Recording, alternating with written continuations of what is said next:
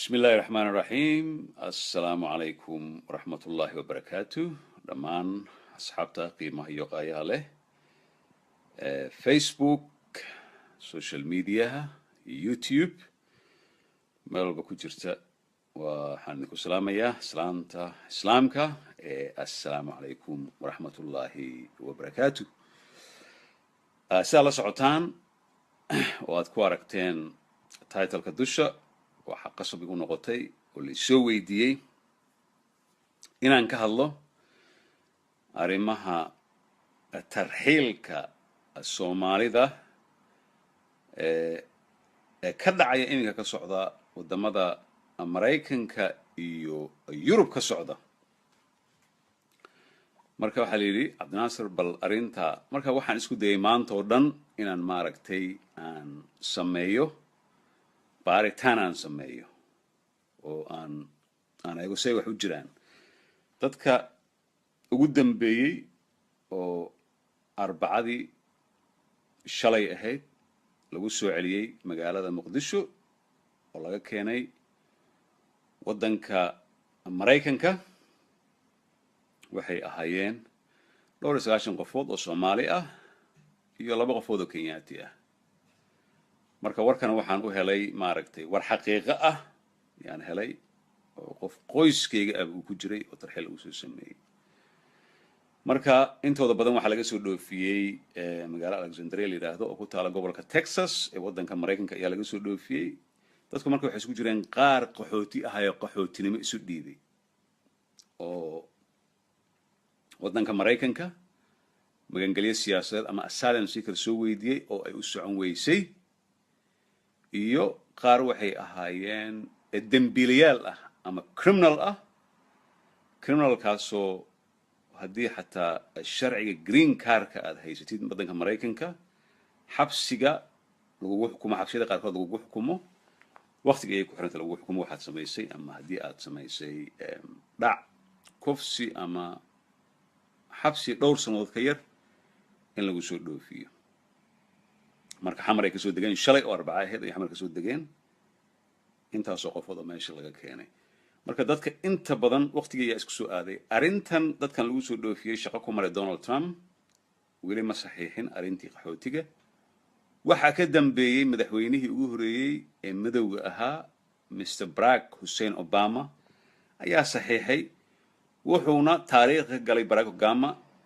inuu ahaa madaxweynihii ugu dhoofiska badnaa dadka ajaanibta ah ee wadanka Mareykanka dadka qaarkood waxa laga yaabaa inay yiraahdaan say wax u jiraan laakiin wuxuu ahaa ninkii ugu badnaa laakiin xogaa credit lagu ma siin marka say wax u jiraan legislation ama sharci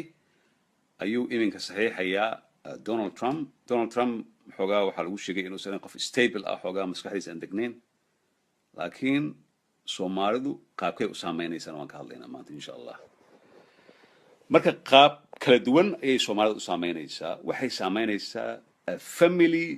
reunion waxa la yiraahdo ama qoys kala dalbado dadka sugaya in green card lagu siiyo ee jooga wadamada Afrika ama Carabta jooga waxay saameyn ku yeelanaysaa dadka kale ee Soomaalida ah ee visa dalbada dadka Iraaqiga ah Iran Sudan Syria iyo Yemen marka madaxweynaha Mareykanka wuxuu yiri si dadban u yiri xilligii uu ku jiray electionka uu ka hadli jiray wuxuu yiri muslimka oo dhan waan ka mamnuucaya wadanka Mareykanka marka xogaa waa lagu kacay laakiin arintii iminka si dadban ayuu uga dhabeeyay marka haddii lagu yiraahdo Iran Iraq Syria Sudan Somalia iyo Yemen haddii lagu yiraahdo waa wadanka majority dadka u badan ay degan yihiin muslim yihiin marka anaga dhankeena Soomaali ahaan arimahan qosaysa waxa kamid ah anigoo Mareykan ku nool ama Yurub ku nool oo sharci weyn haysta ama passport haysta ma dhici kartaa in la iga soo dhoofiyo waa dhici kartaa boqolkiiba boqol dadku dhacdana waa la arkay oo xaqiiq ah oo taala wayna dhacaysa hadda marka link yar ayaan waxaan idin soo geliyay shabakada solarportal.com aad ka daawan kartaan way dhacdo wayna dhacaysa waxa la hayo xaqiiqo wiil tusaale ahaan Soomaali ah isagoo Djibouti jooga oo British passport haysta passport Ingiriis haysta in Maraykanka loo musaafuriyo oo meesha lagu xiray isla markaana revocation lagu sameeyay oo maaragtay passportkiisa laga celiyay marka qofka say ku dhici kartaa marka hays oranin Maraykan iyo Canada iyo Europe ayaa ku nooshahay passport ayaa gacanta ku soo galay ma dhici karto in tarxiil lagu sameeyo sida kaliya ee tarxiil aan ugu sameyn waa haddii waddankaas ku dhalatay waa sida kaliya haddii waddankaas Maraykanka ama Ingiriiska aad ku dhalatay way adkaanaysaa laakiin dad badan oo passport haysto oo isu maleeyay inay lugaha cagta dhigteen ayaa la dhoofiyay marka su'aashu waa maxaa lagu dhoofinayaa mahmaah Soomaali ayaa jirta wadahaysa lambanaan maraw hadag shay geed ma daaraw qofka banaanka maraayo maradiisa geedka ma qabsanayo haddii aadan criminal aanad ahayn oo aadan tuug aan ahayn gabdhaha aadan kufsan wax aadan xadin muqaadaraad aadan iibinin oo qof ma aragtay dantiisa iyo danta qoyskiisa yaqaana waxaad noqonaysaa waxa la yiraahdo model citizen ayaa noqonaysaa ama shakhsi waddanka uu u dhashay haddii waddanka Maraykanka Ingiriiska haddii dhalashada lagu sii waddankaas ayaa u dhalatay markaa waxaad noqonaysaa model citizen qofkana model citizenka waa qof subaxdii soo kaca shaqadiisa aada ilmihiisa iskool geeya canshuurta bixiya waddanka sharciga iyo edabta lagu kala joogo u mara ninkaas ayaa la yiraahdaa model citizen haddii aad tahay in lagu soo dhoofi iska dhaafay adi iyo askar ama FBI ama CIA ama ciidamada MI6 ama police ma arkaysaan marka sharci walba oo la sameeyana sabab ayaa loo sameeyay reason ayaa loo sameeyay sharciyada la sameeyo waxa loo sameeyay in dadka lagu kala ilaaliyo haddii kale wadamadan aan joogno magaalooyinkan aan joogno sida magaalada London ama Minnesota ama Chicago ama Toronto qof walba isbaaro siday wadankii u dhigteen ay isbaar dhigan lahayd qaarkood oo hadda ku nool maxay ka cabsanayaan sharci ka cabsanayaan marka adduunku waxa lagu kala joogo waa sharciga ayaa lagu kala joogaa marka fadlan share gareeya waxyaabaha aan soo wado oo maaragtay la soo weydiiyay oo aan rabo inaan ka jawaabo videogan ay share gareen ku sameeyo marka dadka waxa la sameeyay memorandum ayaan hadda akhriyay oo leaked lagu sameeyay journalka weyn ee ka soo baxa waddanka Maraykanka ee la yiraahdo garabka bidix ee la yiraahdo garabka bidix ee la yiraahdo Huffington Post ayaan ka akhriyay hadda iminka inaan la hadlayo waxa la adkeeyay in family reunion wadamada aan soo sheegnay oo Soomaali ku jirto lagu adkeeyo qofku u xareysnaa qofku u soo dhawaa qofkii DNA-ga sugayay qofkii dhiigga sugayay waxa kaloo lagu soo daray oo mar horena Barack Obama uu ku dhawaaqay oo jirtay in wadamadan aan ka hadalnay oo Iraq, Iran, Syria, Sudan, Soomaaliya iyo Yemen dadka u safray tusaale ahaan passport Norwegian ama Swedish ama Maraykan ama Canadian haddii aad haysatid kan Maraykanka waan ka saaraya haddii Maraykanka u socotid haddii passportada Europe aad haysatid oo Soomaaliya ama Syria ama Yemen de Soomaaliya aan ka hadlaynaa Soomaali markaan ka hadalno Soomaaliga legalka saxa ayaan ka hadlaynaa Soomaali oo legalka saxa ah waa raas kamboni la raas ayr marka dadka ay isku qaldin siyaasadda iyo waxyaalaha jira marka qof uu soo weydin oo haddaan tagana Somaliland the international oo ma aragtay Maraykanka Somaliland ma aqoonsana saawgeeda Soomaali aqoonsan yahay marka Soomaali hadda meel ka tagtid Syria shantii sano ugu dambeysay visa waiver system ku shaqayn maayo visa waiver system wuxuu yahay dadka waxay yaqaanaan Europe degan awal waxay ahaan jirtay waxa la goosan jiray ticket haddii aad haysid passport Talyaani, German, passport Austria, passport Australiana, passport EU oo dhan Ingiriisku ku jira haddaad haysatid waxa la qaadan jiray kaliya in aad ticket goosatid visa waiver kana online ka laga dalbada ama laga apply gareeya marka you go online kaad galaysaa kabacdi markaad online-ka geshid waxaad samaynaysaa waxaad leedahay 10 daqiiqo ayuu kugu qaata waxaad leedahay maraykanka inay imaadaan raba waxa lagu leeyahay no problem labada sano soo socota you welcome to USA ayaa lagu leeyahay hadda haddii aad tahay xataa qof ingiriis ah oo cadaan ah oo ama qof Swedish ama Norwegian oo indha buluug haddii aad tahay Soomaaliya aad tagtay ama Syria ama Yemen ama Iraq ama Iran ama Sudan 5 sano ugu dambeysay waa in aad tagtaa safaaradda Mareykanka ah ee ugu dhow wadankaaga waa inaad tagtaa haddii kale ma geli kartid wadanka Mareykanka waxa soo saaray Barack Obama ayaa soo saaray ninkan la yiraahdo Trump ay hadda qabsadeen waa ku sii adkaysay marka Trump tiis way ka sii adag tahay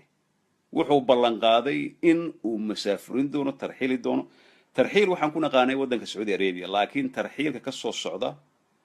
wadanka Mareykanka lama arkin marka dadka is dhigtay oo isle Mareykan ayaan ahay baasaboorkii Mareykankan wataa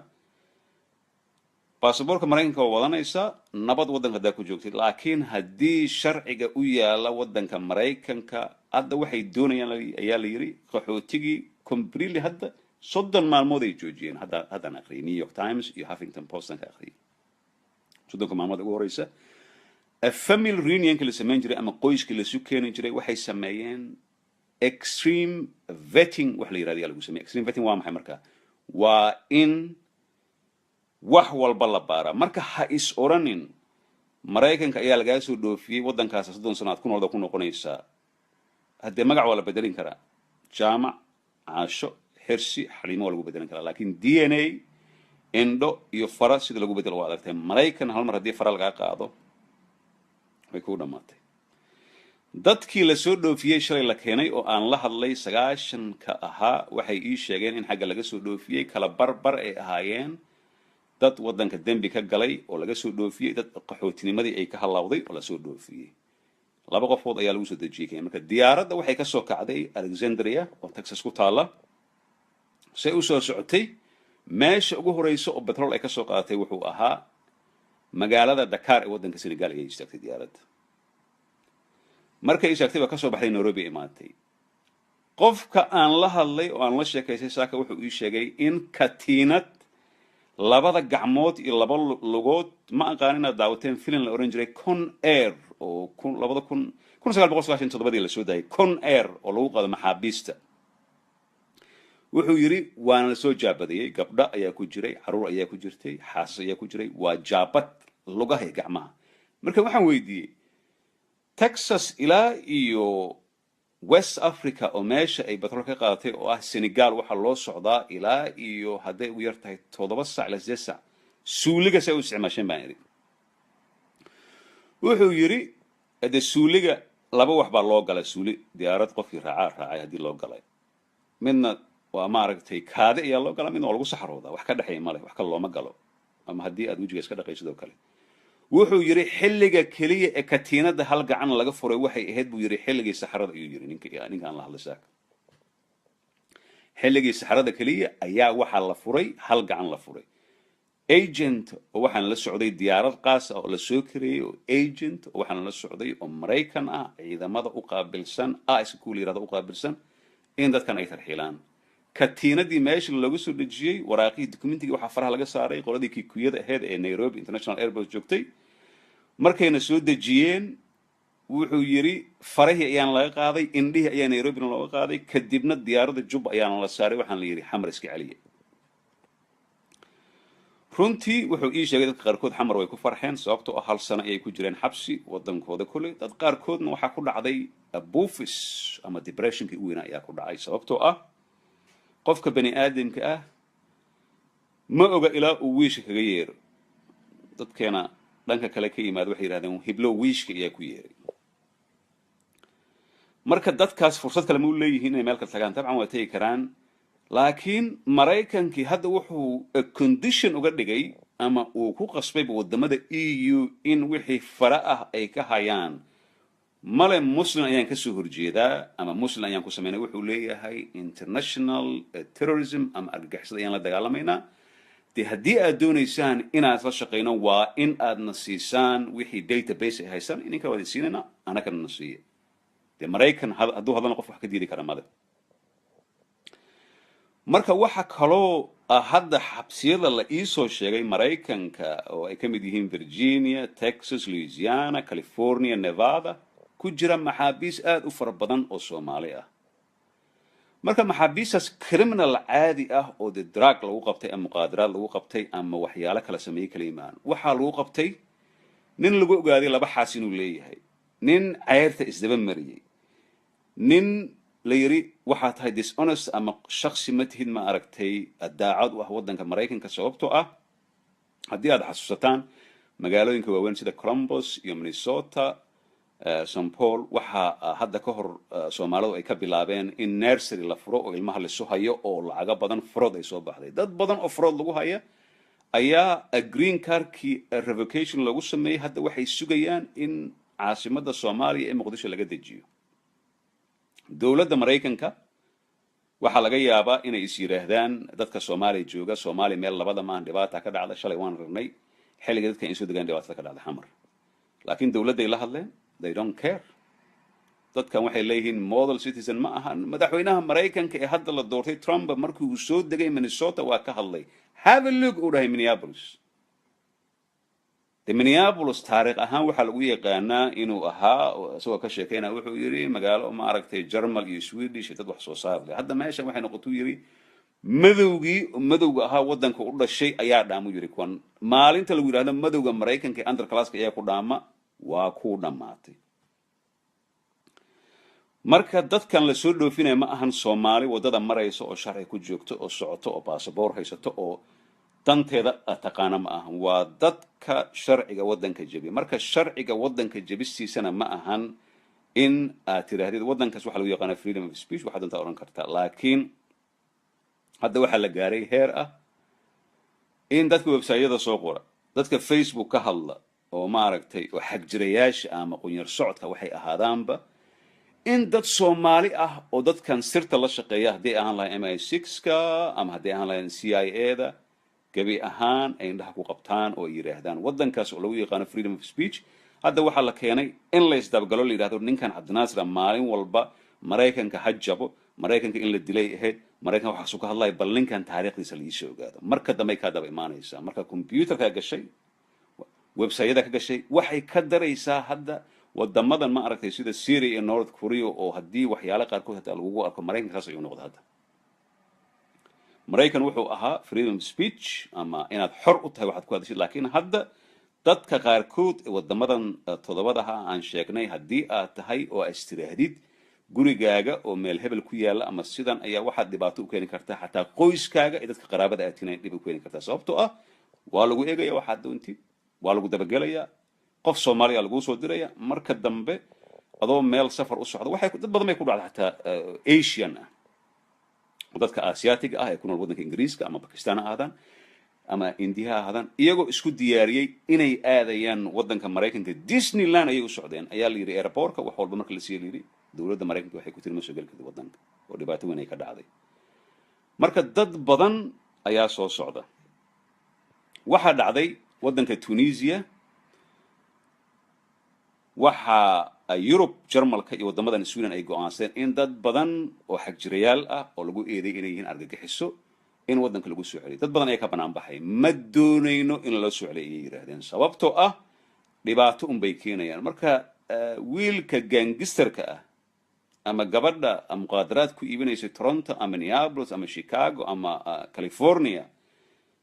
oo weligeed Soomaaliya arkin waxaa laga hadlayaa Maraykanka adoo hal bil jira haddii lagu geeyo xataa oo konton jir aad ay kusoo dhoofinayaan. it doesn't matter haddii aad ku dhalatay maya xabsi daa'in xabsiyada Soomaaliya waa laga buuxaa qof walba oo ogyahay. marka dadkan hadda la soo celiyay waa bilowgii. arrintaana waxaa saxiixay oo ka sheekeeyey ironically ay dhahan Ingiriiska madaxweynihii hore ee Afrikaanka ahaa African Americanka ahaa oo ahaa ninkii ugu badnaa ee wax soo dhoofiya. marka hadda mar dhow special plane oo jumbo jet ah oo 300 oo Soomaali ah oo la soo dhoofiyay ayaa Muqdisho ama Hargeysa ama Boosaaso Kismaayo lagu soo dejin doona. dowladda Soomaaliya tan dhalan doonta hadduu alla yiraahdo wixii ka dambeeyay 8 Febraayo ma diidi karaan. dowlad iska daa Soomaaliya dowladihii Europe xataa ma diidi karaan in qof loo soo celiyo sababtoo ah waa trade america waa waddan awood leh quwad leh powerful ah marka ma diidi karaan marka dhalinyarada ku nool iminka daawanaysa ama sheer dhaha dadka say wada gaarto adduunkii waa isbedelay ama baasabor maraykan hayso ama ingiriis hayso wax walba hayso dad badan oo hadda soomaali ah haddii aan ku soo celiyo oo ku nool waddanka UK ayaa baasaboorkii laga celiyey oo waxay ku taagan yihiin hal lug kaliya ku taagan yihiin sababtoo ah waxyaalo ay isdaba mariyeen tabcan haddii bas lagugu qabto adoon ticket aan wadan cid baasaboor kaa qaadaysa male laakiin waxyaabo badan ayaa jiraan la iskaga qaada ayaa jiraan baasaboorka marka dad ayaa laga yaabaa maxaan uga baahanahay baasaboorka haddii caruurtaada meeshay ku dhalatay oo ku kortay iskuul ay ku dhigtaan oo xabad iyo qarxis aan dhigtaada ka yeeraynin baasaboorkiisa dan ayaa lagu wataa marka weli way yar tahay qof Soomaali oo intuu yiri baasaboor Ingiriis ama Maraykan baan isticmaalnay waddanka ayaan ku laabanay aad bay u yar tahay qof walbana waa ogyahay marka dhalinyaradan ku nool especially wadamadan Yurub waa waddan liberal ah oo dacwo aad gali kartid human right wax walba ay joogaan laakiin xaalka Maraykanka wuu isbedelay marka wax isbedelaan waxa loo baahan yahay in aad adiguna isbedeshaa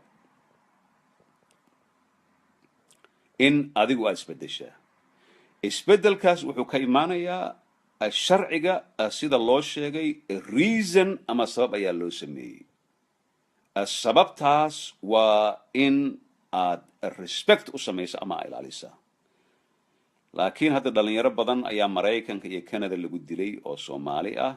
waayo sharciga la jabiyay ama iyagoo wrong place wrong time meel taagan arrimahaas ay ku dhacday marka waxaa loo baahan yahay sharciga waddanka Maraykanka u yaalo in aad u hoggaansantaa haddii kale hadday dhib kugu tahay diyaarad soo raacay waddanka isaga laabo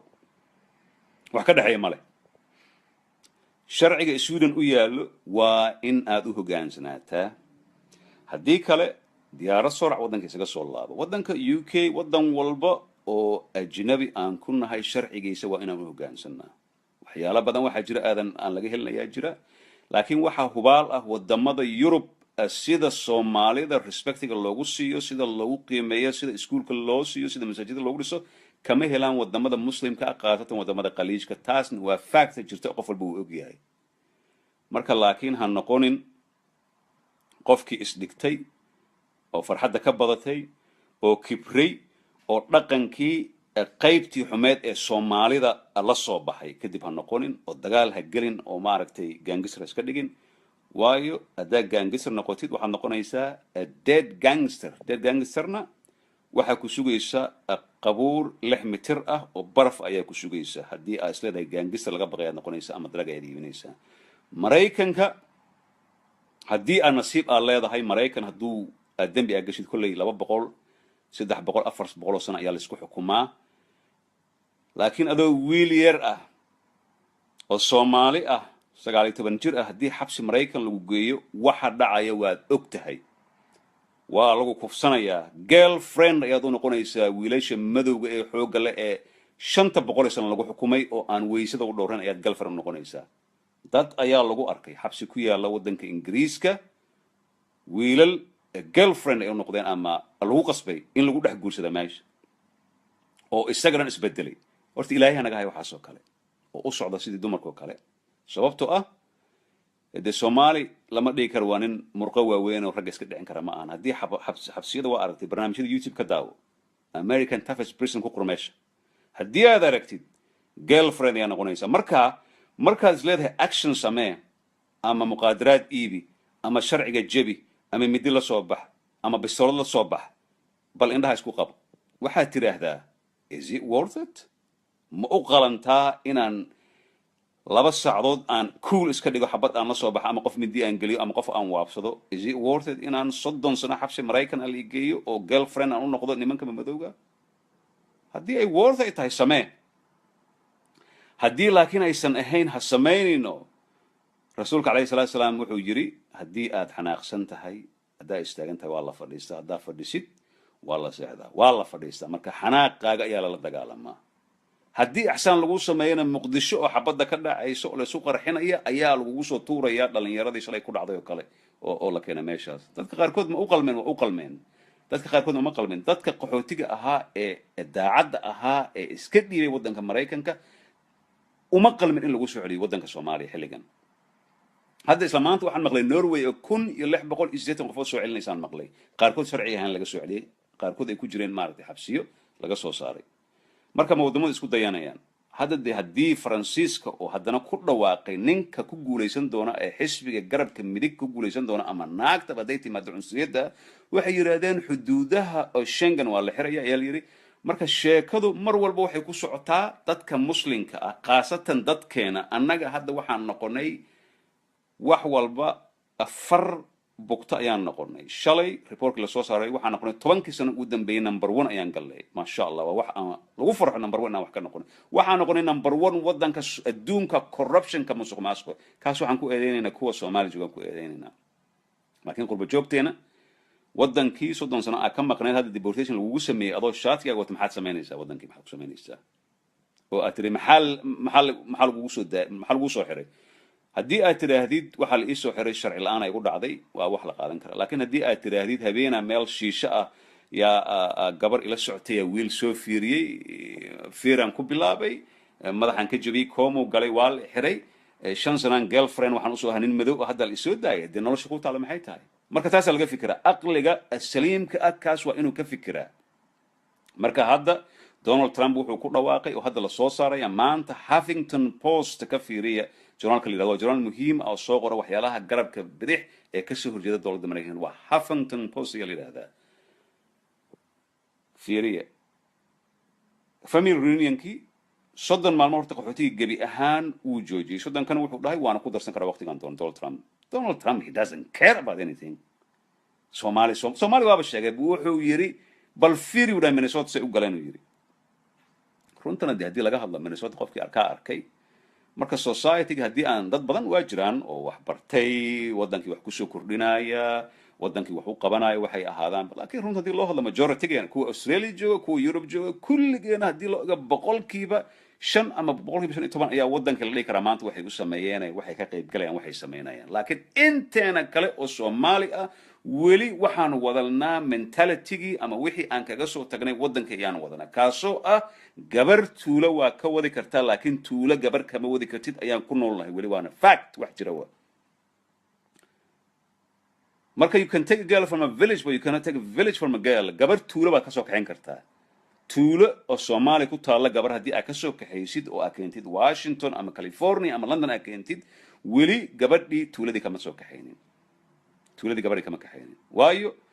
waxa la yiraahdaa dhar magaalo sida loo gashay something like that marka haddii aan mentality-ga meesha ay joogsid Donald Trump iyo kuwan Mareykanka iyo kuwan UK iyo kuma dhihin wadankan haddaad timaadid waxaad samaysaa diinta bedel laguma dhihin diintaadii xor baad u tahay masaajidkaaga xor baad u tahay qofku waxaad gudbay male inkastoo hadda Soomaali badan oo qaxooti jir markay iska dhiibaan rabeen ay yiraahdeen webiga iyo meelaha baptism lagu sameeyo madaxan loo gali kristaan ayaa noqonay si sharci u helaan kaas diin xataa kama qofkaas oo kale waa iimaan yug alla jira Soomaaliya oo kale kuwaas diin kama aha marka qof diintaada kugu haysta male qof kugu haysta male laakiin calool xumo waxay noqonaysaa maalinta xabsi waxa dhaanta xabsiyada especially xabsiyada Norway waxay la mid tahay 5-star hotel laakiin xabsi Mareykan hadii lagu geliyo 5-star iska dhaafe xaasad noqonaysaa adoo wiil Soomaali ah ayaad xaas u noqonaysaa mahadsanid fuad oo soo sheergareeyay Huffington Post oo journal muhiim ah xaas baad noqonaysaa dhalinyarada Soomaali da'da yar inay u sheegay haddana waxaaba la sheegay xabsida Soomaalida wiilasha yar ka buuxa wiilasha Soomaali way jecel yihiin waxay leeyihiin waa dhaylada ayaan loo keenay marka nin madow gangster ah oo murqiis halaas la egyihiin maalinta qol lagu soo xiro oo danta ay kugu qasabto inaad noqotid haddii aad isleedahay is worth it go ahead adduunka aqli ayaa lagu maraa laakiin haddaa israaday sheekada Soomaaliya hadda weli waa yarta inaad aragtid gaalo isdagaalaya ama isfiiray wadad way yar yihiin lisma fiiro lisma dagaalo qof walba isku qaylan qof walba dantiisu yaqaan laakiin sheekada Soomaaliya hebel anaa ka adag anaa fiiray waxa soo kale waa laga tagay marka hadda sharcigi waa soo saaray waa fududahay wuxuu leeyahay ma doonayo muslim in direct u jiri muslim kale rabin marka muslimiinta aan rabin waa muslimiin daciifka ah daciif ahaan diin ahaan laga wado wadamada daciifka ay ka yimaadeen tusaale ahaan saan la socona 9/11 Soomaali kuma jirin Syrian kuma jirin Iran kuma jirin ciraaq kuma jirin suudaan kuma jirin dadka wadamada ku jiraan ognahay wadamadaas lama baan gareen sababtoo ah wadamadaas levy ayay ka haystaan waxay ka haystaan waa wadamo qani ah haddii aad ku shaqajaanto ku shaqajaamayaan business ayaa meesha yaala laakiin Soomaali business ku yaal muxuu yahay have a look this Somalis u dhahay Donald Trump hadda aan la hadlayo wuxuu soo saaray in dadka criminalka ah ee ma aragtay oo immigrant ah ama soo galootiga ah ama ajaanibta ah dhan ayaan soo qoraya arrintan waxay ku soo socotaa 1937 qaabkii Yahuudda uu Hitler ugu bilaabay qaabkan ku bilaabay in ganacsigood laga hor imaado in crime-kay sameeyaan la soo qoro wax walba ayuu ku bilaabay Hitler kadibna dee wixii dhacay waa la ogaa ma aaminsanahay Donald Trump inuu Hitler yahay I don't think so it's not fair la yiraahdo waa nin ay intaasoo milyan oo Maraykan ay doorteen oo Soomaali xataa ay doorteen Somali for Trump waxaas ay doorteen laakiin qofka aqliga leh aqliga saliimka leh ee ku nool North America khaasatan wadanka Maraykanka xilligan oo kale waa inuu soo toosaan isiraahdaa this time the things are changing I have to go with the tide inuu yiraahdaa aan eega balqaabku adduunku u socdo marka hadda waxa imaanaya Soomaali dad badan ayaa ku soo laabanaya Soomaali dadka qaarkood waxa laga yaabaa inay ku qoslaan oo yiraahdaan maxaa naga gal inta sanay maqnaay inta lama aha waa qofka Soomaali dhibaato ka soo qabsato horta dadku waa la garanaya Soomaali xataa uma eka dadka hadda ka soo degay Minnesota ka soo degay Muqdisho shalay qaarkood waqti yar ayay ku maqlaan qaarkood Soomaali ma oo eka marka haddii ay leedahay wiilashii shalay soo degay kuwa xamar inta joogay oo maaragtay meelaha orday isku ma eka Soomaalida markay Maraykan ka yimaadaan iyo qof walba way yaqaana labiskooda isku ma eka wajigooda isku ma eka wax walba marka ayaamaha ugu horeeyay horta waxa ku dhacaya depression kuwa oo qaxootinimada loo soo diiday kama xumi aniga I'm okay with that waxaan ka wadaa kuwaas waan ka xumahay waa bilcagsi sababtoo ah fursadooda waa waayeen laakiin dadka oo maaragtay dambiga soo galay oo is-og oo Maraykan dambi ku kala soo dhoofiyay I'm sorry I don't feel sorry for them sababtoo ah meeshaas ay tageen ma ahan Soomaaliya ma ahan oo dee reerka ha loo yeero ama gabar ayaa la kufsaday odayaasha ha hadlaan oo geel ha la bixiya ma ahan Maraykanka waddan sharci ku dhisan markaad iska loo darbiya la dhisaya iyo bilaaya la sameynaya waxaas la sameynaya hadda waxa soo baxday in iska daaye baasaboorradii oo visa waiverka waxa la yidhahdaa dadka ku nool Scandinavianka EU dadka ah German Ingiriiska wuxuu ahaadaba awal waxay ahayd online ayay geli jireen marka haddii aad Soomaali aad tahay waxba dhib ma leh haddii aad tahay nin cadaan oo Ingiriisa waxba dhib ma leh laakiin Soomaaliya 5 sano ugu dambeysay dad badan ayaa tagay oo baasaboorro European haysta make sure safaaradda Maraykanka ee magaalada kugu dhow inaad tagtaa haddii kale Maraykanka ticket ayaa ka qasaaraya Maraykan ma geli kartid waa mamnuuc ayaa ka tahay ama baasaboor habar kuulay hayso ama Ingiriis hayso ama Norwegian ama Swedish hayso waa inaad tagtaa safaaradda haddii aad tagtay Soomaaliya okay waxa laga yaabaa inaad istirahdid baasaboorka iyaan bedelay sidee lagu ogaan karaa Maraykanku ogaan karaa inaan Soomaaliya aan tagay baasaboorka stamp Soomaaliya kuma qorna waan galay waan ka soo baxay marka haddii adiga aadan ticket ku gelin Soomaaliya aad lugaysay waa okay laakiin xasuuso Maraykanka wuxuu ka codsaday diyaaradaha wadankooda ka shaqeyn ilaa diyaarad Jubba kama raacin Stockholm ama London kama raacin diyaarad ama Turkish Airways raacday ama waxaad raacday Scandinavian ama British Airways ama Imaaraat diyaaradahaas oo dhan oo Maraykanka tagaan dadkii raacay database-kooda access ayay u leeyihiin marka haddii aad leedahay xariifa tahay aad tirahdid aniga weligay ma tagin su'aalaha lagu weydiinay xilliga applying-ka aad samaynaysid ama aad dooranaysid waa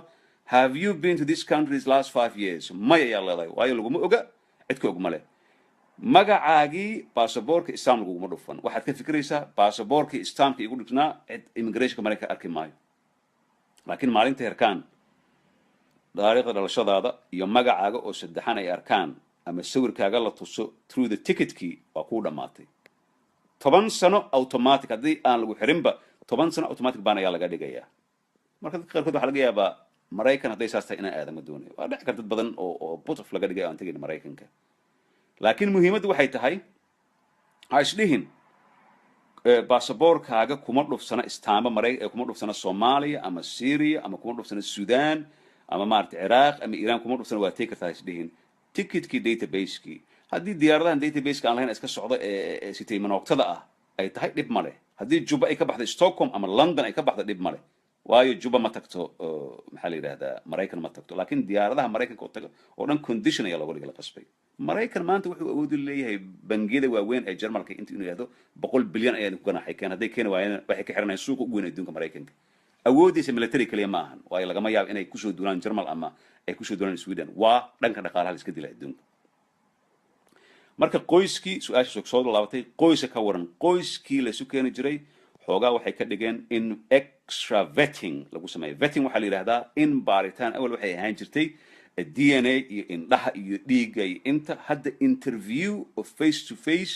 oo adag oo 3 stage la soo maray kadibna waxay soo aadaysaa State Department waxaa kaabo u ah Trump oo hal saxiix yar hadduu ku dhufto wuxuu leeyahay bal 2 sano waa inay sugaan dadkaan aan aragnaa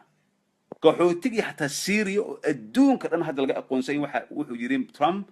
wadankooda ayaa waxaan u sameynaa safe haven meel ah ama lagu ilaaliyo xuduud Turkiga u sameynaya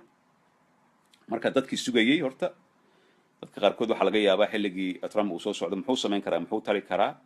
taban waxyaalaha qaarkood ma sameyn karo Congress-ka ayaa ma aragtay awoodaas leh oo inuu saxiix ay tahay laakiin hadda arintan Soomaalida waxay u saameysay si aan caadi ahayn dadkan la soo dhoofiyay sababta loo soo boobsiyay waxay ahayd in asaga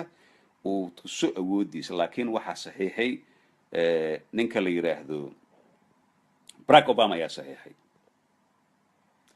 marka su'aalaha aad ay u farbadan yihiin su'aasha ugu muhiimsan waxay tahay haddii passport European aad haysatid wadanka Mareykanka ma tagi kartaa visa la'aan ha waxaa jira shabakada eega iminka solarportal.com haddii aad eegtaan waxaa ku jira wadanka Canada oo isagana sanadkii hore soo saaray sharci ah in online laga apply gareeyo marka Canada xataa lama tagi karo Canada hadda dad tiraahdo tigid ayaan goosanaya passport waxaan isay European ma tagi kartid Canada waa inaad online ka gashaa kood waa ka fududay 4 sano ku siinayaan visa Mareykanka waa 2 sano laakiin qofkii maanta yiraahda waxaan doonayaa anoo passport German ama Swedish ama Finnish ama Norwegian haysta waxaan doonayaa inaan tago wadanka Mareykanka waa in aad 2 condition soo gashay conditionka ugu horeeya ma tagtay wadamada Soomaaliya Syria Iran Iraq Yemen iyo Sudan ma tagtay 5 sano ugu dambeysay 2012 ilaa hadda ma tagtay wadamadaas safar ma ku martay transit ma ku martay ma gash dhulkooda ma taabatay hadday ha tahay online kama apply garan kartid visa 10 daqiiqo ma qaadan kartid waa in aad tagtaa safaaradaas ka doonayso viisihii Soomaaliya waagi hore laga doonan jiray oo ahaa in bank statement shaqo invitation yaa ku degaysaa shaqadaas soo maraysa haddii wadamadaas aadan tagin 5 sano ugu dambeysay online ka la galaa linkiga wuxuu yeelaa shabakadu yeelaa online ka aad galaysaa waxa leedahay waxaan doonayaa Mareykanka inaan tago laakiin wax walba aad sameeysid been ha sheegin meeshaad ka galaysid haddii xuduudka Canada ka soo galaysid sida samarka la sameeyo kale insha Allah samarka waxaan doonayaa inaan sii sameeyo xuduudka Mareykanka laga soo galay Buffalo iyo meesha ahaataba waa mid laakiin haddii aad tiraahdid waxaan sameeynayaa waagi baasaboorada la isu dhiibi jiray oo saaxiibkay aan u dhiibamso in adeertay ama gabaraan jeclay aan u dhiibay ku soo baxaysa filinkaas waa dhamaaday hal mar statement sameysay hadday isdhaafto way ku dhamaatay beertayaad galaysaa qaxootigii dadaab iyo laga soo qaaday ee qaxooti kale waxa jira xataa Malta laga soo qaaday Soomaali badan ayaa og Malta jasiiradda Malta ee Yurub ku taala oo la geynayay dad badan ayaa laga soo qaaday Malta xataa maanta waxaan ka arkay Homeland Security website oo Huffington Post u soo diray in temporary suspension ay ka dhigeen inay joojiyeen temporary waqti yar oo xadidan inay joojiyeen dadkii Malta laga soo qaaday jiray Kenya wadamada kale Ethiopia dadkii xataa dhiiga loo diray dadkii DNA waxa la yiri temporarily ilaa sheekadu iska tooso 30 maalmood hadda waa la joojiyay 30 maalmood waa dhamaadka bisha insha Allah nagu soo foodlay February 2017 way dhamaanaysaa waxba kuma ahan Donald Trump in ma aragtay ay ku kordhiyaan ilaa iyo 3 bilood kale kordhiyaan marka sidaas ayay sheekadu isu bedeshay marka dadku uu doortay dadka militariga Homeland Security-ga advisor-ka dadka wadadkii ugu cunsurisana ee uu muslim iska dhaafactay yahuuday nacab yihiin ninka la yiraahdo Bonan la yiraahdo wuxuu ka ahaa qoraa oo maamuli jiray breitbart.com website la yiraahdo oo garabka midig oo cunsuriin ah oo cunsurida caadi ah madowga nacab yahuuda nacab wax walba nacab hadda koor wuxuu yiri in Mareykan joogo wuxuu yiri caruurteeda ma doonayay in school yahuud ay dhigtaan de Mareykankana waxa soo kala ku tiraahday beertar galaysa saasay tahay waxa laga dhigay special advisor ayaa laga dhigay Bonan ninka la yiraahdo oo ahaan jiray breitbart.com website la yiraahdo oo website-ka xaq jirayaasha marka xilligaas ayaa lagu jiraa hadda gal Soomaali dad markuu Soomaali waxa uu ka hadlay dadka boqolkiiba 99 way ka soo horjeedaan especially dadka ku nool Minneapolis ku nool iyo dhulkaas ku nool Soomaalida ay joogto waxay yiraahdaan noo soo dedejiyay yiraahdaan maaragtay in arrintan ay noo soo dedejiyay ma doonay yiraahdaan kuwa sharci ku leh hadii laga celin lahaa sababtoo ah iyadoo dadka iska muslim ah haddana rabshada iska badatay ayaa la nahay waddan haddii adiga qariib ah ku tahay waxa mar walba dhulka madaxaaga hoos ayaa loo celiyaa mar walba waxa la iska dhigaa dantii qof yaqaan ayaa la iska dhigaa marka kaasna waa muhiim marka wadamada Yurubna tabcan ay ku soo socdaan Faransiisku isbedel raba inta isbedel raba laakiin muhiimadda ugu weyn waxaan soo geliyay intaan ku dheeraan waxaan soo geliyay dhanka iyo waxaan soo geliyay solarport.com meeshaad ku arkaysaan sheekadii Mareykanka waa dhamaad marka dhalinyarada waxaan kula dardaarmi lahaa oo wadanka Mareykanka jooga oo da'da yar mustaqbalkooda iyo iska baabi'inin sababtoo ah adoo hadda fursad u lahaa in jaamacada dhigatid wadankii xataa wax u qaban karay haddii hadda xamar laga tuuro adoo shaati kaliya wata waa disaster marka waxa muhiim ah in ma aragtay qof walba dantiisa uu garto taas ayaa muhiim ah marka waxaan kaga tegayaa وإن سلامية إن شاء الله وحي مرور بمعلومات وحد كإيجيسان دنكن يو solarportal.com يوحي سؤال يوحي أدونتا إن سمينه لكن أرنتان أن كأموس إنما أنا أنكارينا ما أنا وسيس عنيسا وحن سميننا وكالينا صفت ضد بدن أي واحد يسوي دينا كي فيسبوك يسوي دينا يرادين عبد الناصر بالأرنتان ساكرنا يا آخرنا مركان أركي وحيالا بدن دونالد ترامب وحيري الصومالي مرحبا يجري مينيسوتا كوشيغي إيربورت كدو كوشيغي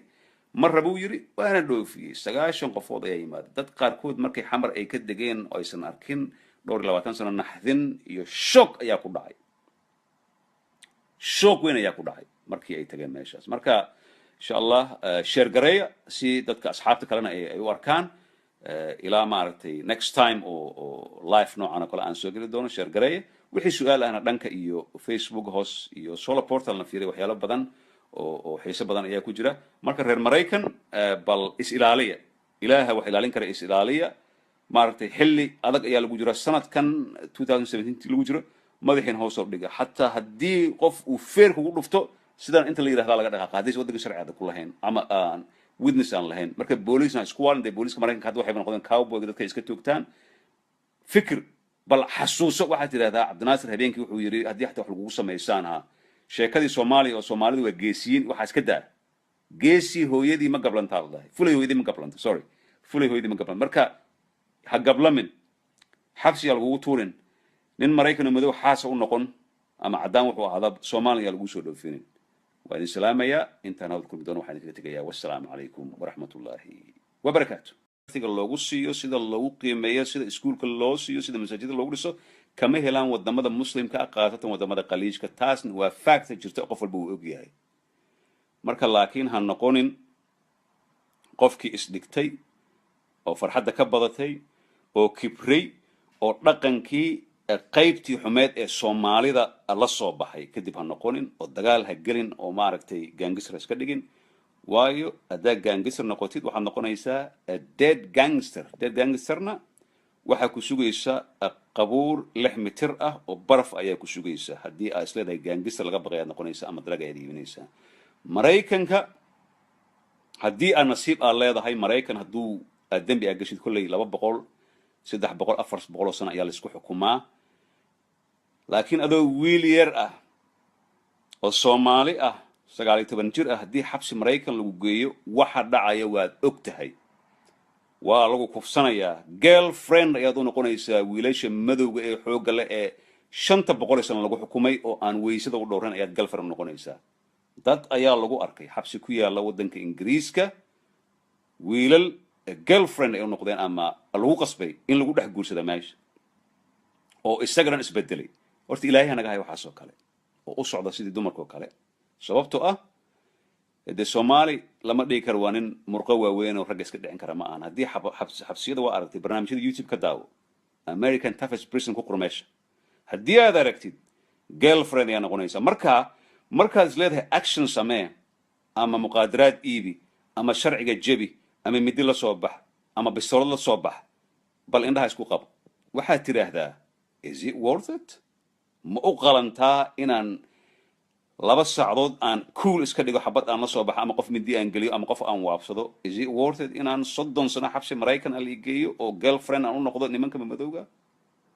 haddii ay worth it tahay samee haddii laakiin aysan ahayn ha samaynayno rasuulka calayhi salaatu wasalaam wuxuu yiri haddii aad xanaaqsan tahay haddaa istaagan tahay waa la fadhiistaa haddaa fadhisid waa la seexdaa waa la fadhiistaa marka xanaaqaaga ayaa lala dagaalamaa haddii ixsaan lagu sameeyana muqdisho oo xabadda ka dhacayso oo la isu qarxinaya ayaa lagu soo tuuraya dhalinyaradii shalay ku dhacday oo kale oo la keenay meeshaas dadka qaarkood ma u qalmeen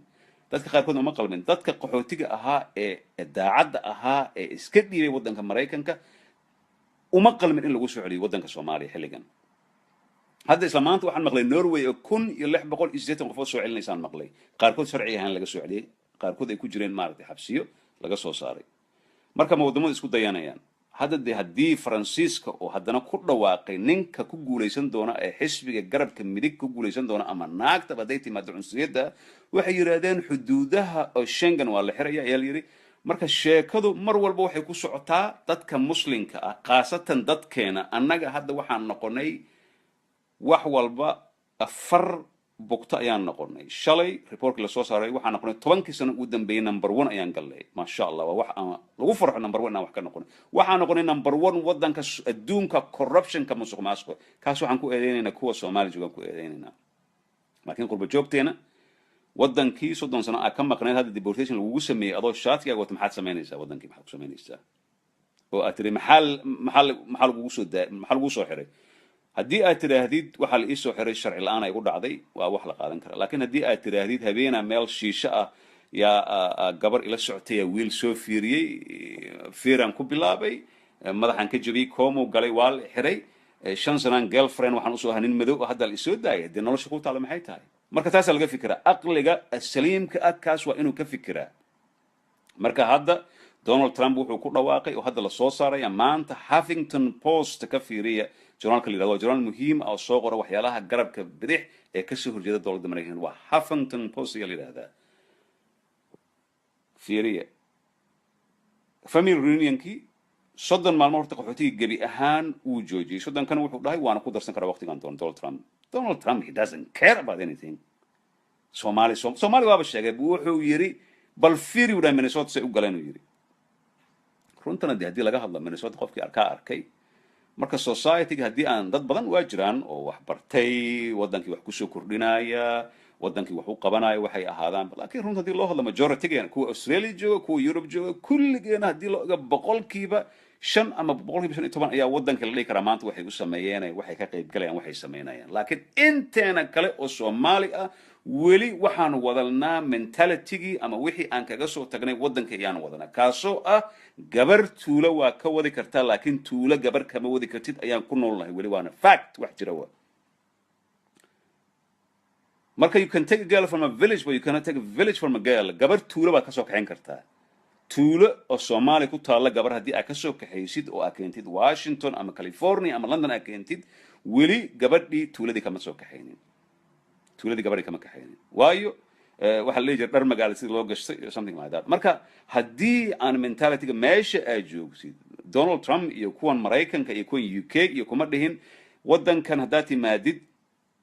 waxaad samaysaa diinta bedel laguma dhihin diintaadii xor baad u tahay masaajidkaaga xor baad u tahay qofku waxaad gudbaay male inkastoo hadda Soomaali badan oo qaxooti jir markay iska dhiibaan rabeen ay yiraahdeen webiga iyo meelaha baptismal lagu sameeyo madaxan loo gali kristaan ayaa noqonay si sharci u helaan kaas diin xataa kama qofkaas oo kale waa iimaan yug alla jira Soomaaliya oo kale kuwaas diin kama aha marka qof diintaada kugu haysta male qof kugu haysta male laakiin calool xumo waxay noqonaysaa maalinta xabsi waxa dhaanta xabsiyada especially xabsiyada Norway waxay la mid tahay 5-star hotel laakiin xabsi Mareykan hadii lagu geliyo 5-star iska dhaafe xaasad noqonaysaa adoo wiil Soomaali ah ayaad xaas u noqonaysaa mahadsanid Fuad oo soo sheergareeyay Huffington Post oo journal muhiim ah xaas baad noqonaysaa dhalinyarada Soomaaliya da'da yar inay u sheegay haddana waxaaba la sheegay xabsida Soomaalida wiilasha yar ka buuxa wiilasha Soomaaliya way jecel yihiin waxay leeyihiin waa dhayladii ayaan loo keenay marka nin madow gangster ah oo murqiis halaas la egyihiin maalinta qol lagu soo xiro oo danta ay kugu qasabto inaad noqotid haddii aad is leedahay is worth it go ahead adduunka aqli ayaa lagu maraa laakiin haddaa israadid sheekada soomaaliya hadda weli waa yarta inaad aragtid gaalo isdagaalaya ama isfiiraya waa dad way yar yihiin laisma fiiro laisma dagaalo qof walba isu qaylin qof walba dantiisu yaqaana laakiin sheekadii soomaaliya hebel anaa ka adag anaa fiiray waxaasoo kale waa laga tegey marka hadda sharcigii waa soo saaray waa fududahay wuxuu leeyahay ma doonayo muslim in direct u jiri musliminkee la rabin marka muslimiinta aan rabin waa muslimiin daciifka ah daciif ahaan diin ahaan lagama wado wadamada daciifka ay ka yimaadeen tusaale ahaan saan la socono 9/11 soomaali kuma jirin syrian kuma jirin iiraan kuma jirin بسم الله الرحمن الرحيم السلام عليكم ورحمة الله وبركاته دمان أصحابتا قيمة يقايا له فيسبوك سوشيال ميديا يوتيوب مال بكو جرتا وحنكو سلامية سلامتا إسلامكا السلام عليكم ورحمة الله وبركاته سألا سعوتان وادكواركتين تايتل كدوشة waxaa qasab igu noqotay oo la soo weydiiyey inaan ka hadlo arrimaha tarxiilka soomaalida ee ka dhacaya iminka ka socda wadamada maraykanka iyo yurub ka socda marka waxaa la yidhi cabdinaasir bal arrinta marka waxaan isku dayay maanta oo dhan inaan maaragtay aan sameeyo baaritaan aan sameeyo oo aan eego say wax u jiraan dadka ugu dambeeyey oo arbacadii shalay ahayd lagu soo celiyey magaalada muqdisho oo laga keenay waddanka maraykanka waxay ahaayeen 9 qofood oo soomaali ah iyo 2 qofood oo kenyaati ah marka warkan waxaan u helay maaragtay war xaqiiqo ah yaan helay oo qof qoyskeyga ah uu ku jiray oo tarxiil uu soo sameeyey marka intooda badan waxaa laga soo dhoofiyey magaalada Alexandria la yiraahdo oo ku taala gobolka Texas ee waddanka Mareykanka ayaa laga soo dhoofiyey dadku marka waxay isku jireen qaar qaxooti ah iyo qaxootinimo isu dhiibay oo waddanka Mareykanka magangelyo siyaasadeed ama asylum seeker soo weydiiyey oo ay u socon weysay iyo qaar waxay ahaayeen dembiilayaal ah ama criminal kaasoo haddii xataa sharciga green cardka aad haysatid waddanka maraykanka xabsiga lagugu xukumo xabsiyada qaarkood lagugu xukumo waqtiga ayay ku xiranta lagugu xukumo waxaad samaysay ama haddii aad samaysay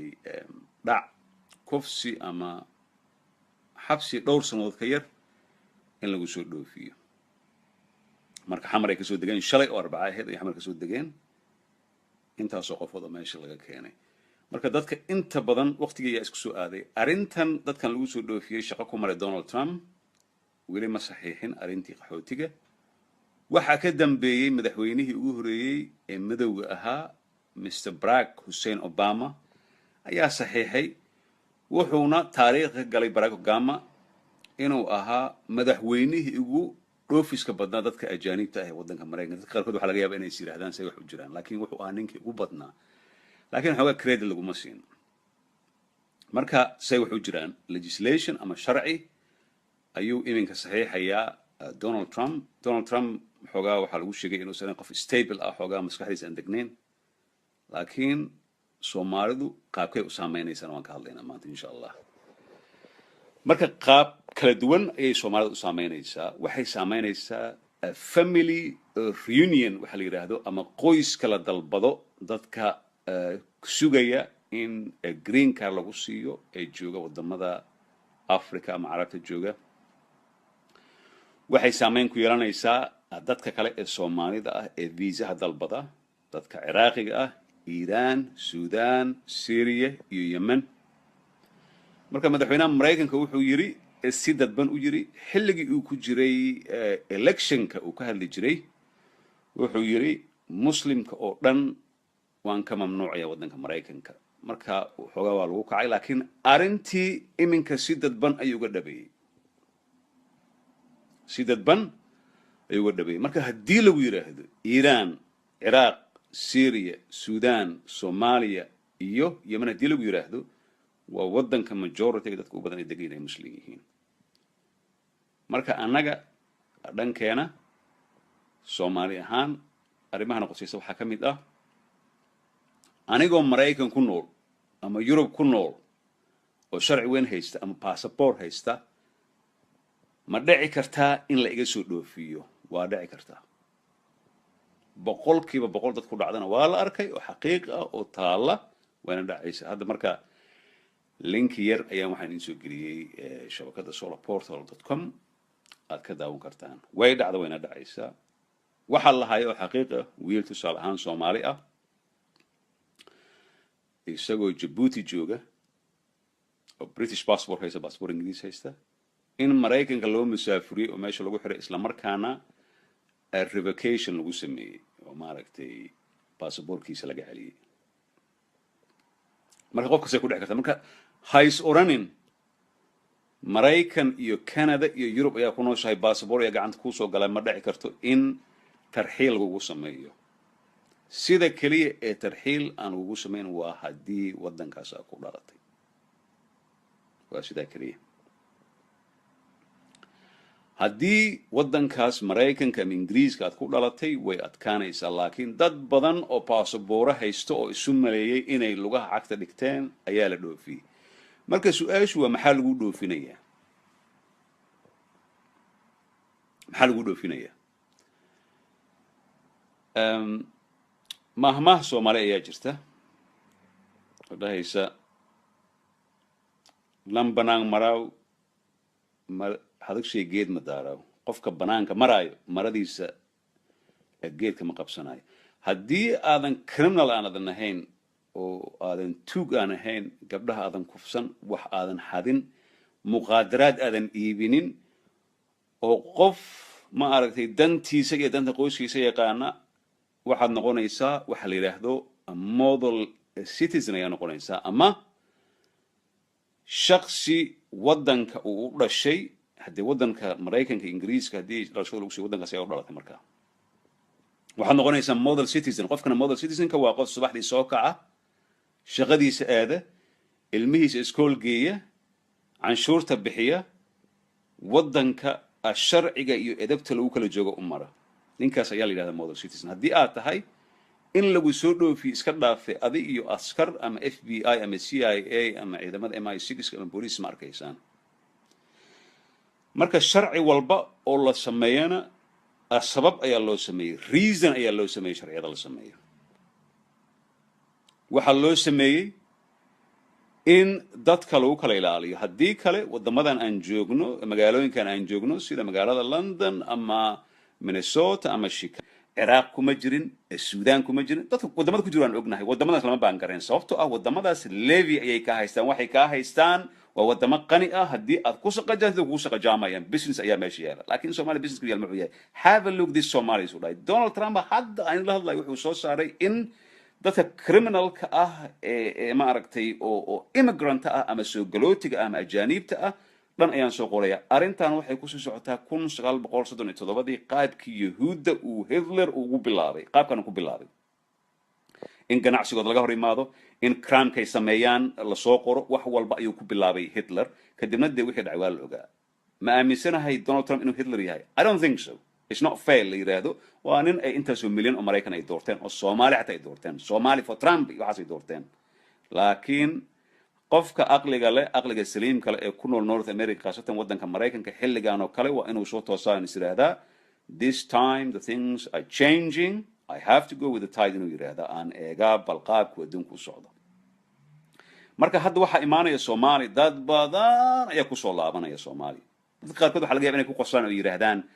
maxaa naga gal inta sanay maqnaay inta lama ah waa qofka Soomaali dhibaato ka soo qabsato horta dadku waa la garanaya Soomaali xataa uma eka dadka hadda ka soo degay Minnesota ka soo degay Muqdisho shalay qaarkood waqti yar ay ku maqlaan qaarkood Soomaali ma oo eka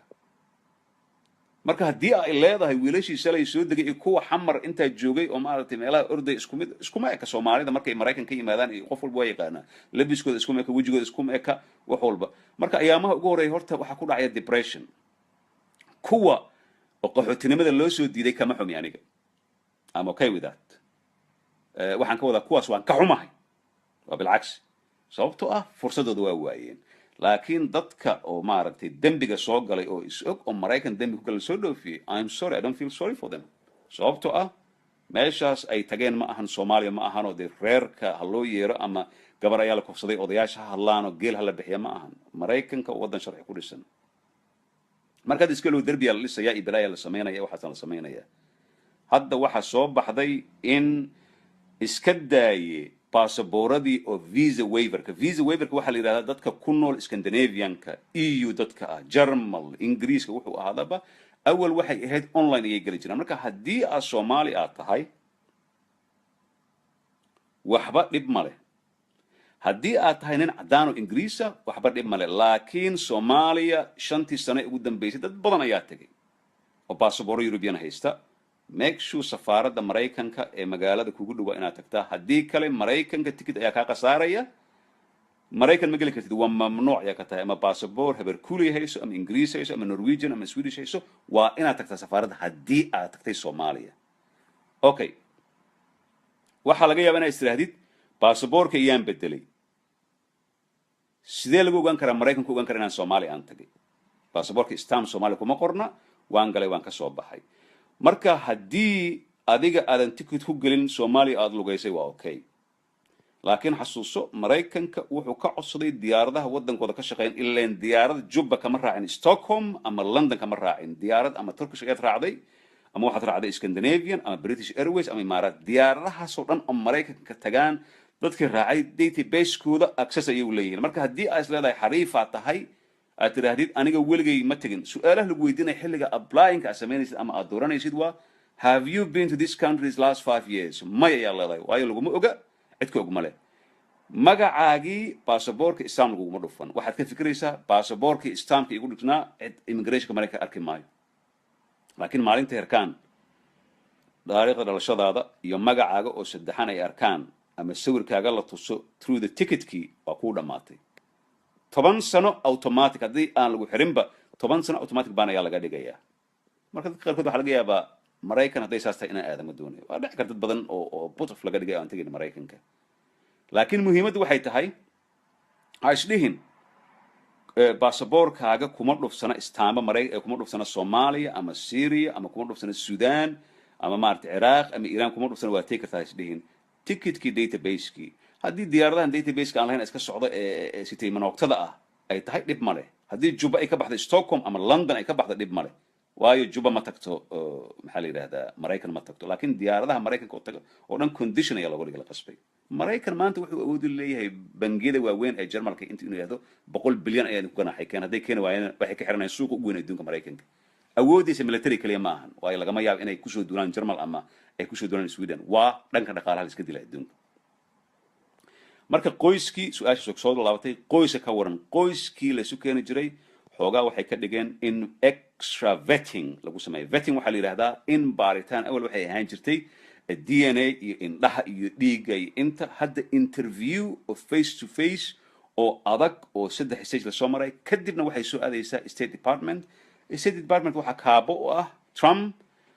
oo hal saxiix yar hadduu ku dhufto wuxuu leeyahay bal 2 sano waa inay sugaan dadkaan aan aragnaa.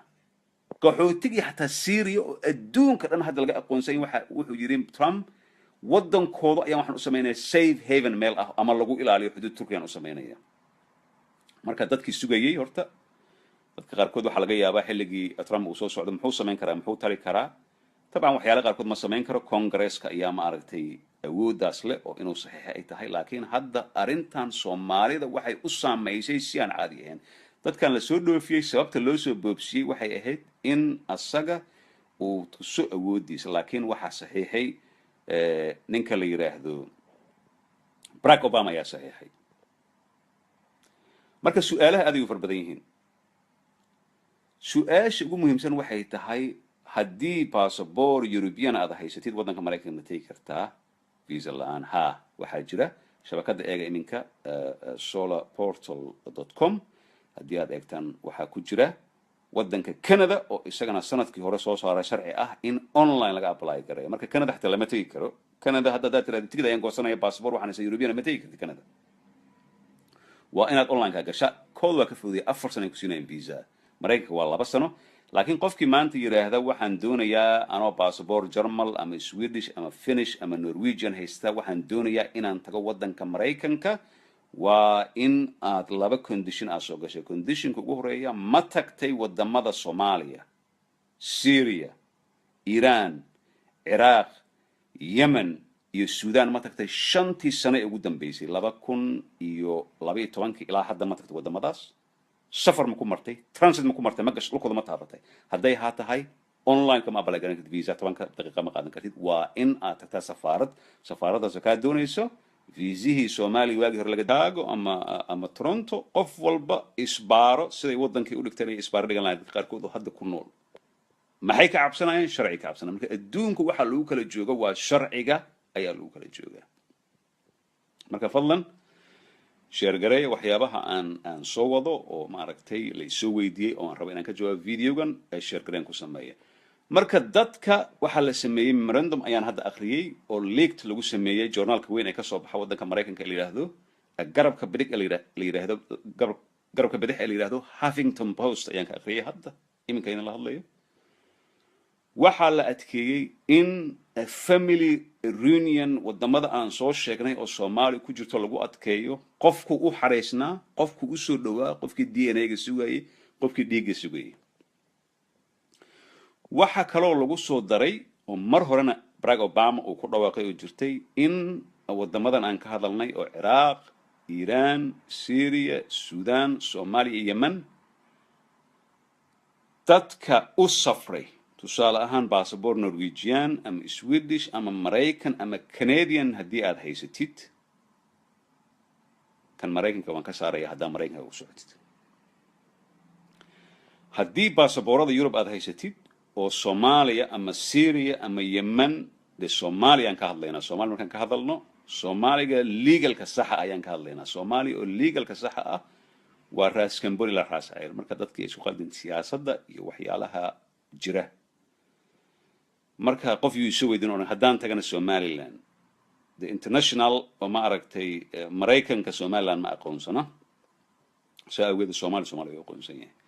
marka Soomaaliya haddaa meel aad ka tagtid Syria 5 sano ugu dambeysay visa waiver system ku shaqayn maayo. visa waiver system wuxuu yahay dadka waxa yaqaana Europe degan awal waxay ahaan jirtay waxaa la goosan jiray ticket haddii aad haysatid passport Talyaani, German, passport Austria, passport Australiana, passport EU oo dhan Ingiriisku ku jira. haddaad haysatid waxaa la qaadan jiray kaliya in aad ticket goosatid. visa waiver-kana online-ka laga dalbada ama laga apply gareeya. marka you go online-kaad galaysaa. kabacdi markaad online-ka gashid waxaad samaynaysaa, waxaad leedahay 10 daqiiqo ayuu kugu qaata. waxaad leedahay Mareykanka inay imaadaan rabo waxa lagu leeyahay no problem. labada sano soo socota you welcome to USA ayaa lagu leeyahay. hadda haddii aad tahay xataa qof Ingiriis ah oo cadaan ah oo ama qof Swedish ama Norwegian oo indha buluug haddii aad tahay Soomaaliya aad tagtay ama Syria ama Yemen ama Iraq ama Iran ama Sudan 5 sano ugu dambeysay waa in aad tagtaa safaaradda Mareykanka ah ee ugu dhow wadankaaga. waa inaad tagtaa. haddii kale ma geli kartid wadanka Mareykanka. waxaa soo saaray Barack Obama ayaa soo saaray. ninkan la yiraahdo Trump hadda qabsadayna waa ku sii adkaysay. marka Trump tiis way ka sii adag tahay. wuxuu ballan qaaday in uu masaafurin doono, tarxiili doono. tarxiil waxaan ku naqaanay wadanka Saudi Arabia, laakiin tarxiilka ka soo socda wadanka Mareykanka lama arkin. marka dadka is dhigtay oo isle Mareykan ayaan ahay, passportkii Mareykankan wataa. passportka Mareykanka waa wadanaysaa nabad wadanka haddaa ku joogtid. laakiin haddii sharciga u yaala wadanka Mareykanka hadda waxay doonayaan ayaa la yiri qaxootigii completely hadda 30 maalmood ay joojiyeen. haddaan akhriyay New York Times iyo Huffington Post aan ka akhriyay 30 maalmood ugu horeysa. family reunion la sameyn jiray ama qoyskii la isu keeni jiray waxay sameeyeen extreme vetting wax la yiraahdo lagu sameeyay. extreme vetting waa maxay marka? waa in wax walba la baara. marka ha is oranin Mareykanka ayaa laga soo dhoofiyay wadankaas 30 sano aad ku noolda ku noqonaysaa. haddii magac waa la bedelin karaa. jaamac, caasho, xirsi, xaliimo waa lagu bedelin karaa. laakiin DNA, indho iyo fara sida lagu bedelo waa adagtay. Mareykan hal mar haddii fara laga qaado way ku dhamaatay. dadkii la soo dhoofiyey shalay la keenay oo aan la hadlay 9ka ahaa waxay ii sheegeen in xagga laga soo dhoofiyey kala barbar ay ahaayeen dad waddanka dembi ka galay oo laga soo dhoofiyey dad qaxootinimadii ay ka halawday oo la soo dhoofiyey 2 qofood ayaa lagu soo dejiyey marka diyaaradda waxay ka soo kacday Alexandria oo Texas ku taala say u soo socotay meesha ugu horeysa oo petrol ay ka soo qaadatay wuxuu ahaa magaalada Dakar ee waddanka Senegal ay istaagtay diyaaradda markay istaagtay ba ka soo baxday Nairobi imaatay qofka aan la hadlay oo aan la sheekaysay saaka wuxuu ii sheegay in katiinad labada gacmood iyo laba lugood ma aqaan inaad daawateen filim la oran jiray Con Air oo 1997 la soo daayay Con Air oo lagu qaado maxaabiista wuxuu yiri waan la soo jaabadayay gabdha ayaa ku jiray caruur ayaa ku jirtay xaasas ayaa ku jiray waa jaabad lugaha gacmaha marka waxaan weydiiyey Texas ilaa iyo West Africa oo meesha ay petrol ka qaadatay oo ah Senegal waxa loo socdaa ilaa iyo haday u yartahay 7 saac la 8 saac suuliga say u isticmaasheen baan yiri wuxuu yiri hada suuliga laba wax baa loo galay suuli diyaarad qofkii raacay hadii loo galay midna waa maaragtay kaade ayaa loo galay midna lagu saxarooda wax ka dhaxay male wax kale looma galo ama hadii aad wajiga iska dhaqaysid oo kale wuxuu yiri xilliga kaliya ee katiinada hal gacan laga furay waxay ahayd buu yiri xilligii saxarada ayuu yiri ninkaan la hadlay saaka xilligii saxarada kaliya ayaa waxa la furay hal gacan la furay agent oo waxaan la socday diyaarad qaas ah oo la soo kireeyay oo agent oo waxaan la socday oo Mareykan ah ciidamada u qaabilsan iskuul yiraahdo u qaabilsan in dadkan ay tarxiilaan katiinadii meesha lagu soo dejiyay waraaqii dokumentiga waxa faraha laga saaray qoladii kikuyada ahayd ee Nairobi International Airport joogtay markayna soo dejiyeen wuxuu yiri farahi ayaan laga qaaday indhihi ayaa Nairobi looga qaaday kadibna diyaaradda Jub ayaan la saaray waxaan la yiri xamar iska caliye runtii wuxuu ii sheegay dadka qaarkood xamar way ku farxeen sababtoo ah hal sano ay ku jireen xabsi wadankooda kulay dad qaarkoodna waxa ku dhacday buufis ama depression-kii weyn ayaa ku dhacay sababtoo ah qofka bani aadamka ah ma oga ilaa uu wiishka kaga yeero dadkeena dhanka kale ka yimaad waxay yiraahdeen hiblo wiishka ayaa ku yeeray marka dadkaas fursad kale ma u leeyihiin inay meel ka tagaan tabcan way tagi karaan laakiin Mareykankii hadda wuxuu condition uga dhigay ama uu ku qasbay wadamada EU in wixii fara ah ay ka hayaan male muslim ayaan ka soo horjeedaa ama muslim ayaan ku sameynay wuxuu leeyahay international terrorism ama argagixisada ayaan la dagaalamayna haddii aad doonaysaan inaad la shaqeyno waa in aad na siisaan wixii database ay haysan ininka wada siinayna anagana na siiya Mareykan hadduu hadana qof wax ka diidi kara male marka waxa kaloo hadda xabsiyada la ii soo sheegay Mareykanka oo ay ka mid yihiin Virginia, Texas, Louisiana, California, Nevada ku jira maxaabiis aad u fara badan oo Soomaali ah marka maxaabiisaas criminal caadi ah oo drug lagu qabtay ama muqaadaraad lagu qabtay ama waxyaalo kala sameeyay kala imaan waxa lagu qabtay nin lagu ogaaday laba xaas inuu leeyahay nin ceyrta isdaba mariyay nin la yiri waxa tahay dishonest ama shakhsi ma tihid ma aragtay daacad u ah waddanka Mareykanka sababtoo ah haddii aad xasuusataan magaalooyinka waaweyn sida Columbus iyo Minnesota St. Paul waxa hadda ka hor Soomaalidu ay ka bilaabeen in nursery la furo oo ilmaha la soo hayo oo lacaga badan furod ay soo baxday dad badan oo furod lagu haya ayaa green card-kii revocation lagu sameeyay hadda waxay sugayaan in caasimadda Soomaaliya ee Muqdisho laga dejiyo dawladda Mareykanka waxa laga yaabaa inay is yiraahdaan dadka Soomaaliya jooga Soomaaliya meel labada maan dhibaato ka dhacday shalay waan ragnay xilliga dadka in soo degaan dhibaato ka dhacday xamar laakiin dawladda ay la hadleen they don't care dadkan waxay leeyihiin model citizen ma ahan madaxweynaha Mareykanka ee hadda la doortay Trump markii uu soo degay Minnesota waa ka hadlay have a look oo dhahay Minneapolis Minneapolis taariikh ahaan waxa lagu yaqaanaa inuu ahaa soo ka sheekayna wuxuu yiri magaalo ma aragtay German iyo Swedish dad wax soo saar leh hadda meesha waxay noqotay yiri madowga ahaa wadanka u dhashay ayaa dhaamu yiri kuwan maalinta lagu yiraahdo madowga Mareykanka ee underclass-ka ayaa ku dhaama waa ku dhamaatay marka dadkan la soo dhoofinay ma ahan Soomaali wadada marayso oo sharci ku joogto oo socoto oo passport haysato oo tanteeda taqaana ma ahan waa dadka sharciga wadanka jabi marka sharciga wadanka jabistiisana ma ahan in aad tirahdid waddankaas waxa lagu yaqaana freedom of speech waxaad doontaa oran kartaa, laakiin hadda waxaa la gaaray heer ah in dadka websayada soo qora, dadka Facebook ka hadla oo maaragtay oo xagjirayaasha ama qunyar socodka waxay ahaadaanba, in dad Soomaali ah oo dadkan sirta la shaqeeya haddii ahaan lahayn MI6ka ama haddii ahaan lahayn CIA-da gabi ahaan ay indhaha ku qabtaan oo yiraahdaan waddankaas oo lagu yaqaano freedom of speech. hadda waxaa la keenay in la isdabagalo la yidhahdo ninkan Cabdinaasir maalin walba Maraykanka ha jabo, Maraykanka in la dilay ahayd, Maraykanka waxaasuu ka hadlaya, bal ninkan taariikhdiisa la iisoo ogaado. marka dambe ka daba imaanaysaa, marka computerka gashay, websayada ka gashay, waxay ka daraysaa hadda wadamadan ma aragtay sida Syria iyo North Korea oo haddii waxyaalo qaarkood hataa lagu arko Maraykanka saas ayuu noqday. hadda Maraykan wuxuu ahaa freedom of speech ama inaad xor u tahay waxaad ku hadashid, laakiin hadda dadka qaarkood ee wadamadan todobadaha aan sheegnay haddii aad tahay oo istiraadid gurigaaga oo meel hebel ku yaala ama sidan ayaa waxaad dhibaato u keeni kartaa, xataa qoyskaaga iyo dadka qaraabada aad tihiin dhib u keeni kartaa, sababtoo ah waa lagu eegaya waxaad doontid, waa lagu dabagelayaa, qof Soomaaliya lagu soo diraya, marka dambe adoo meel safar u socda waxay dad badan bay ku dhacdaa xataa Asian ah, dadka Asiaatiga ah ee ku nool waddanka Ingiriiska ama Pakistan ahaadaan ama India ahaadaan, iyagoo isku diyaariyey inay aadayaan waddanka Maraykanka Disneyland ayay u socdeen, ayaa la yidhi airportka wax walba marka la sii yidhi dowladda Maraykanka waxay ku tiri ma soo geli kartid waddanka oo dhibaato weyn ay ka dhacday. marka dad badan ayaa soo socda. waxaa dhacday waddanka Tunisia, waxa Yurub, Jarmalka iyo wadamadan Sweden ay go'aansadeen in dad badan oo xagjirayaal ah oo lagu eeday inay yihiin argagixiso in waddanka lagu soo celiyo. dad badan ayaa ka banaan baxay, ma doonayno in la soo celiyo ayay yiraahdeen, sababtoo ah dhibaato un bay keenayaan. marka wiilka gangsterka ah ama gabadha muqaadaraad ku iibinaysa Toronto ama Minneapolis ama Chicago ama California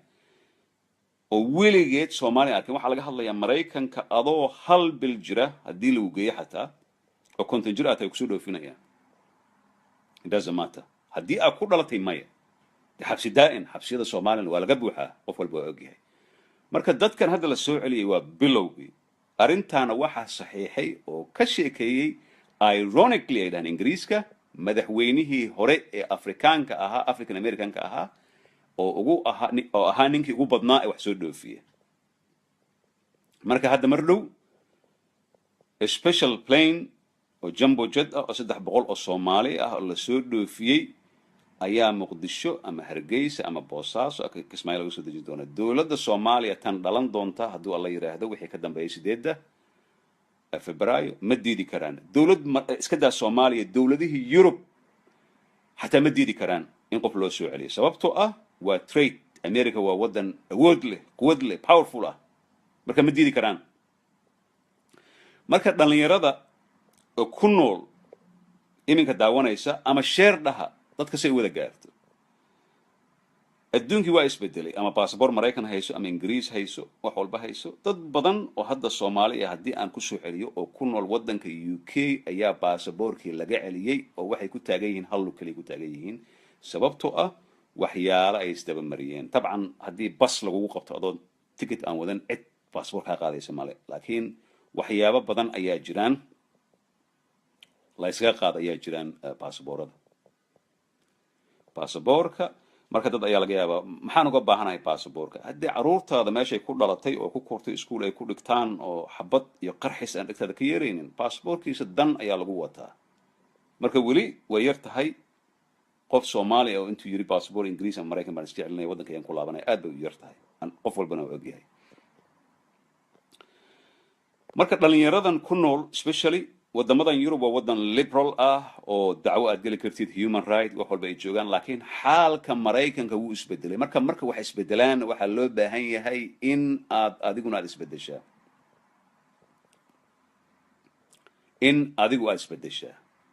isbedelkaas wuxuu ka imaanayaa sharciga sida loo sheegay reason ama sabab ayaa loo sameeyey.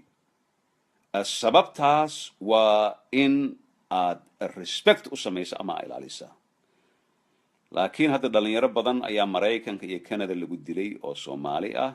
waayo sharciga la jabiyey ama iyagoo wrong place wrong time meel taagan, arrimahaas ayay ku dhacday. marka waxaa loo baahan yahay sharciga waddanka maraykanka u yaallo in aad u hoggaansantaa. haddii kale hadday dhib kugu tahay diyaarad soo raacay waddanka isaga laabo, wax ka dhexeeya male. sharciga sweden u yaallo waa in aad u hoggaansanaataa, haddii kale diyaarad soo raac waddanka isaga soo laabo. waddanka UK, waddan walba oo ajnabi aan ku nahay sharcigiisa waa inaan u hoggaansanaa. waxyaalo badan waxaa jira aan laga helinayaa jira, laakiin waxaa hubaal ah wadamada Yurub sida Soomaalida respect